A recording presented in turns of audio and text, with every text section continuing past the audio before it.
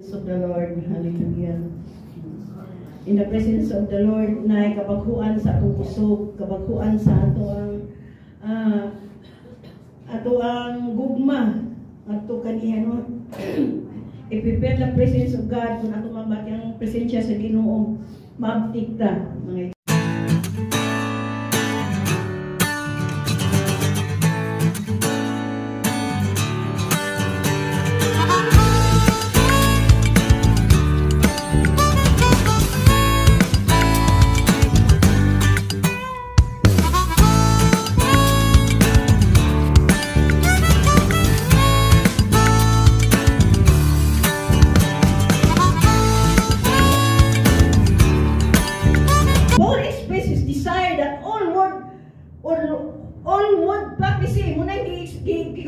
Apostle Paul nga nasa design nga ang tanan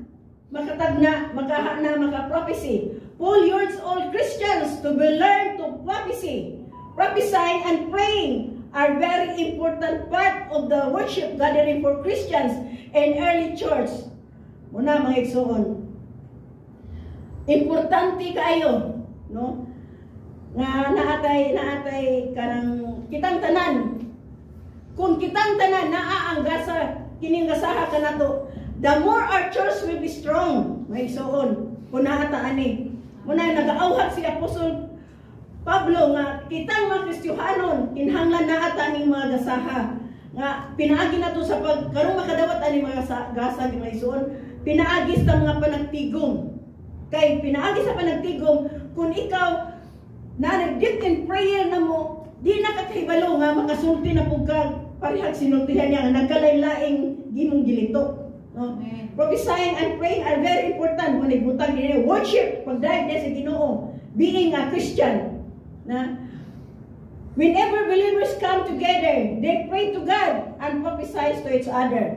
Kung naay mga magtotoo nga mo, makikuban diha kanimo, naa na ipadayag ang Ginoo, isulti kini kay pinaagi sa imo pasulti nga unsa gipadayag sa Ginoo, the more nga mag-strong ang church, mag-strong ang matag-usan nato ka relasyon diha sa Ginoo. O ang gaaway walay agianan, no? They are both priests and prophets. This applies to both men and women. Muna giingon nga gikuan no sa Corinthians no nga mga babae kag malalaki sa imong anak muna kuan diskutan ganyan. The word prophecy mentioned in 1 Corinthians 14 does not refer to predicting the future, but rather to building the church to communicate God's message for the purpose of edifying the church. Prophesying and praying strengthen the church. Muna gikuan nga muna ni nga ang pagsuod nato, no, dili ta magpasagad sa atong isig ka igsuon. Pareha atong Bernice. Nami gibisita si Sister Cora Delicio, si Brother Michael, kami sinuna, kay Yambana, kay Lamanis, kay Marilyn, hospital. Naamang yun tayo kabalaka, naamang yun tayo mga kanang maluoy man yun tayo, nanawag, abin ako, dili to madayon, may pupan ni Sister Cora, kay nago siya sa hospital.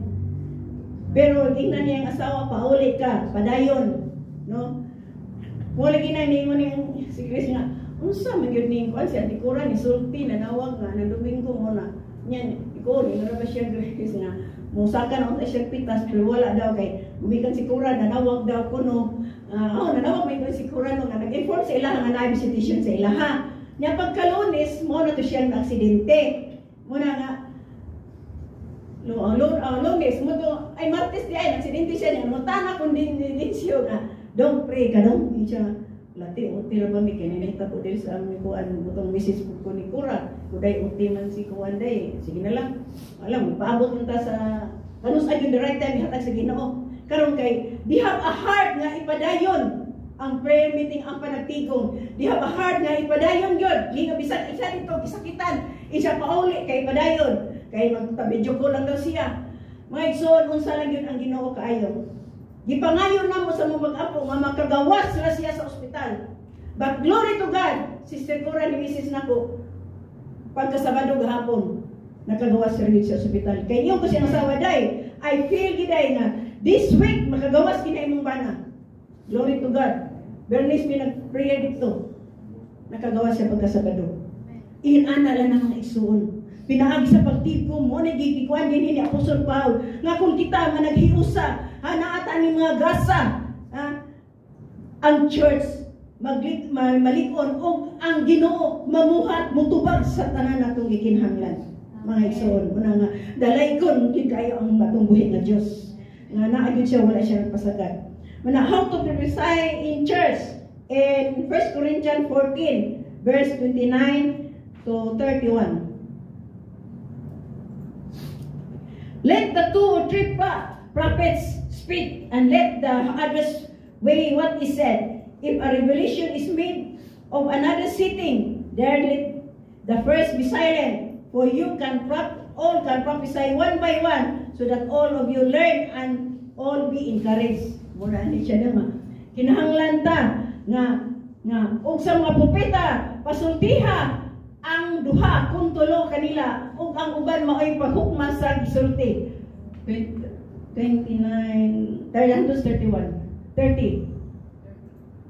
Kung adunay may pinadayag nga gitumong ngadto sa usa nga nagtalik na nagalingkod, pahiluma ang hunahuna.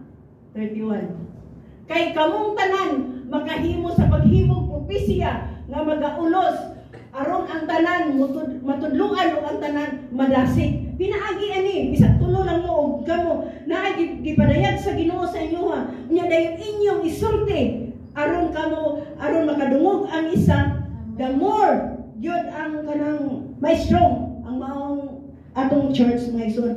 Amo gini advice ni Apostle Paul no nga magtuan speak. Paul said prophecy is the one by one in turn. Other people should not speaking at the same time, but to listen carefully to the message and be encouraged. Pinaagi sa atong pag-prophesy, pagtagna, pinaagi sa atong pagsulti nga uy, nagpadayag baya ang Ginoo sa ako ngayon ani nana. The more ka madasig ako na-learn nga experience, the more ka madasig dyan mga igsoon nga naipadayag ang Ginoo sa imo ang kinabuhi. Nga, ngayon mo ingon nga siya nga mo prophesy siya nga uy, nakita lagi na ako, makita sa Ginoo sa ako nga nada ko'y blessing mo abot tong si Manaha. Oh. Kana gikan sa Ginoo. Inana iso niya. Mo abot ra ba jud pares among gipangayo atong Bernice sa gabi. Pagkauman kagawa siya. Glory to God. No? Walay imposible diha sa Ginoo mga isod kung kita muduol jud diha kaniya, mudot diha kaniya. Kay katong pray mi gipangayo ko namo ang complete healing sa maong na ospital. I believe nga ang Ginoo dili gyud magpasagad kanila. Okay. Sa mga panghitabo na ay katuyuan ang Ginoo mga igsoon. Labi na mo distansya ka sa Ginoo. Nya naka magahuna kon. Lord gano man gyud ni inani ko, Lord gano man gyud ni pangutan ay imong kagalingon, ayaw question na ang Ginoo mga igsoon. Pangutan ay imong kagalingon.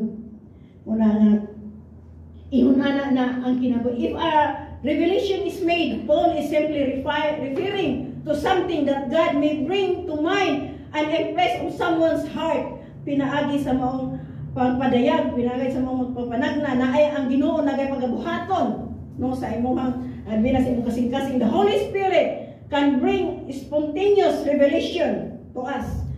Mahatagan pagkuan sa Balang Espiritu Santo unsay kay ipa-reveal kanato. This type of prophecy will be beneficial even when the unbeliever come to the church. No?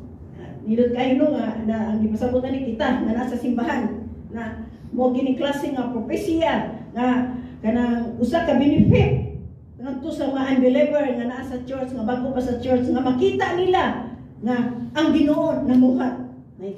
Their hearts can be convicted, enlightened by the words, and ultimately fall down and worship God. Muna na isa ka pamaagi nga madungog nila, makita nila, nga mo doon sila sa Ginoo.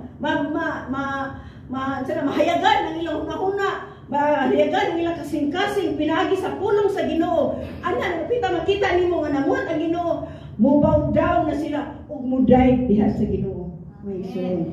Mao na ang gi-encourage ni Apostol Paul, isip usa ka simbahan nga maganaantay mga inanino, mapuslanon bisan og dili magtutuo no, bisan mapuslanan nato bisan dili magtutuo nga muanhi sa simbahan nga musimba ana bisan mga unbeliever makita nila kay mamuhat man ang Ginoo. Ana na 1 Corinthians na, but if all prophecy and an unbeliever or outsider enters, he is convicted by all. He is called to account by all. The secret of his heart are disclosed, and so falling in his face, he will worship God and declare God's really among you. Like 1 Corinthians 14:25.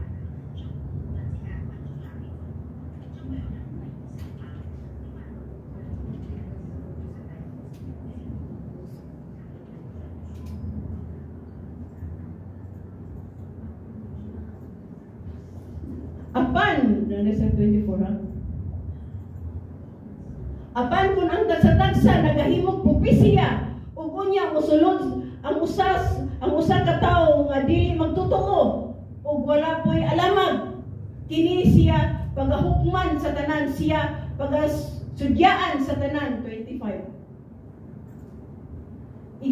Igabot yan ang mga tinaguan sa iyang kasing-kasing muna na nga makaingon mo nga giaguan mo, man kibalo man na siya o nga, yun ani akong buhat, yun ani akong gihimo, no? Nabuhat kong dautan, ha? Muna no, is biblical, no? Na pinaagi sa pag-prophesize, pinaagi sa pagtagna, na ikaw gigamit ka, o busa sa maghapa siya, iyang simbahon ang Diyos, o iyang ikapahayag nga ang Diyos tinuod gayon, nga ana kaniya. Kung siya nag-ausap nga, mubaw down siya sa Ginoo nga, aron makuandin niya nga, ang Ginoo na kaniya. Bisan siya o kanang mahibalaan na pinaagi para na mag-altar call. O na siya mahibalaan na diha napita mo na mga ison nga. God still speak today through scripture, through preaching, through the gift of the Spirit, and through individuals. Ang Ginoo nag-istorya bisan karong panahon na, no? Pinaagi sa scripture, pinaagi sa pagwali, ha? Pinaagi sa kanang paghatag niya gasa sa balang espiritu sa tagsa-tagsa kanato. But all prophecies should be tested. Ang tanang prophecies isulan diri sa diha sa 1 Corinthians 14.